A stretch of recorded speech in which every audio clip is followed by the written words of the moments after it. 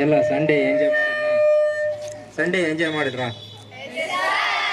ಇದು ಎಲ್ಲ ಸರ್ಕಾರಿ ಶಾಲೆಗಳಲ್ಲಿ ಆದಷ್ಟು ಇಂಥ ಪ್ರೋಗ್ರಾಮ್ಗಳನ್ನು ಜಾಸ್ತಿ ಮಾಡ್ತಾರೆ. ಅದೇ ರೀತಿಯಲ್ಲಿ ಅನ್ಎಡೆಡ್ ಸ್ಕೂಲ್ಸಲ್ಲಿ ಇಂಥ ಪ್ರೋಗ್ರಾಮ್ ಕಡಿಮೆ. ಆದರೂ ನಮ್ಮ ಮಕ್ಕಳು ಕೂಡ ಎಲ್ಲ ರೀತಿಯಲ್ಲಿ ಕೂಡ ಅಂದರೆ ಹಳ್ಳಿಯಿಂದ ಬಂದಿರೋರು, ಸಿಟಿಯಿಂದ ಬಂದಿರೋರು ಎಲ್ಲರೂ ಇದ್ದಾರೆ. ಈ ಕಾರ್ಯಕ್ರಮದಿಂದ ನೀವೇನು ಕಲಿತಾರೆ ಅಂದರೆ, ಈ ನೀವು ಹಾಡುವಂಥ ಫಿಲಮ್ ಹಾಡುಗಳನ್ನು ಹಾಡ್ತೀರಾ, ಸಿನಿಮಾ ಹಾಡುಗಳನ್ನು, ಅದನ್ನು ಸುಮ್ಮನೆ ಹಾಡಿ ಎಷ್ಟು ಚೆನ್ನಾಗಿ ಗಟ್ ಮಾಡ್ತೀರಾ ಅಂದರೆ ನೀವು ಪೊಯಮ್ಗಳು ಗಟ್ ಮಾಡೋಕ್ಕಾಗಲ್ಲ.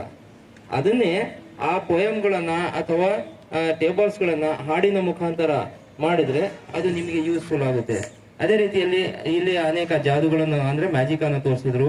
ಆಮೇಲೆ ಇದು ಏನು ಪೊಯಮ್ಗಳನ್ನು ಯಾವ ರೀತಿಯಲ್ಲಿ ಹಾಡಬೇಕು ಅವೆಲ್ಲ ಬಹಳಷ್ಟು ಸೊಗಸಾಗಿ ತೋರಿಸ್ಕೊಟ್ರು.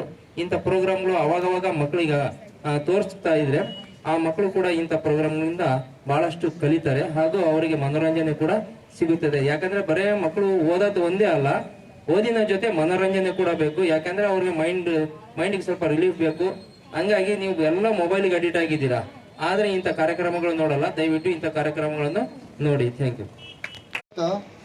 ಆಟದ ಜೊತೆಗೆ ಪಾಠ ನಲಿ ಕಲಿ ಅಂದ್ಕೊಂಡು ಹೇಳ್ತಾ ಇದ್ರು. ಅದನ್ನ ಇವತ್ತು ನಾವು ಇಷ್ಟೇ ಸಾಕಷ್ಟು ಶಾಲೆಗಳು ನೋಡಿದ್ವಿ. ಬಟ್ ಇವತ್ತೊಂದು ಮ್ಯಾಜಿಕ್ ಜೊತೆಗೆ ಮ್ಯೂಸಿಕ್ ಅಂತಕ್ಕಂಥ ತುಂಬ ಚೆನ್ನಾಗಿ ತೋರಿಸ್ಕೊಟ್ರು. ಫಸ್ಟ್ ಒಂದು ಟೇಬಲ್ಸ್ ಹೇಳಿದ್ರು, ಎಷ್ಟು ಕಷ್ಟ ಆಗ್ತದೆ ಮಕ್ಕಳಿಗೆ ಟೇಬಲ್ಸ್ ಕಲಿಯೋಕ್ಕೆ, ಒಂದೊಂದು ಮಿಸ್ ಆಗುತ್ತೆ. ಇದನ್ನ ಆಡುವುದರ ಮೂಲಕ ಹೇಳ್ಕೊಟ್ರು. ನೆಕ್ಸ್ಟು ಒಂದು ಪದ್ಯವನ್ನಾಗಲಿ, ಒಂದು ಕನ್ನಡ ಪದ್ಯ, ಇಂಗ್ಲೀಷ್ ಪದ್ಯ ಹಾಗೂ ಹಿಂದಿ ಪದ್ಯ ಅಂತಕ್ಕಂಥದ್ದನ್ನ ತುಂಬ ಚೆನ್ನಾಗಿ